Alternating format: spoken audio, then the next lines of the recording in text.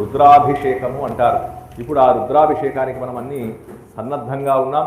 ఈ రుద్రాధ్యాయంలో నుంచే మనకు విశేషంగా కొన్ని మహామంత్రాలు ఆవిర్భవించినాయి. యజుర్వేదము అనేటువంటి మహాసముద్రంలో రుద్రాధ్యాయము అనేటువంటి మహాసరస్సులో విశేషంగా ఓం నమశివాయ అని మనమందరము నిరంతరము చెప్పుకునేటువంటి పంచాక్షరి మహామంత్రము యజుర్వేదంలోనిదే.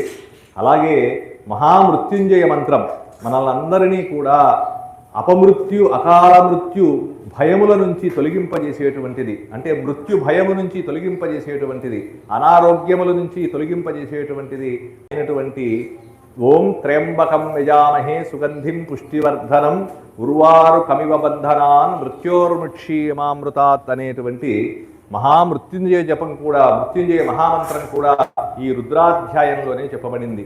అంతేనా అంటే అంతేకాదు, మనకు శృంగేరి శంకరాచార్యులు శ్రీ విధుశేఖర భారతీ స్వామి వారు వారి గురువు యొక్క అనుజ్ఞ చేత ఒక మహామంత్రాన్ని మనందరికీ ఉపదేశం చేసి ఉన్నారు. అది కూడా ఈ రుద్రాధ్యాయంలోనే చెప్పబడింది. అది నమశంకరాయచ.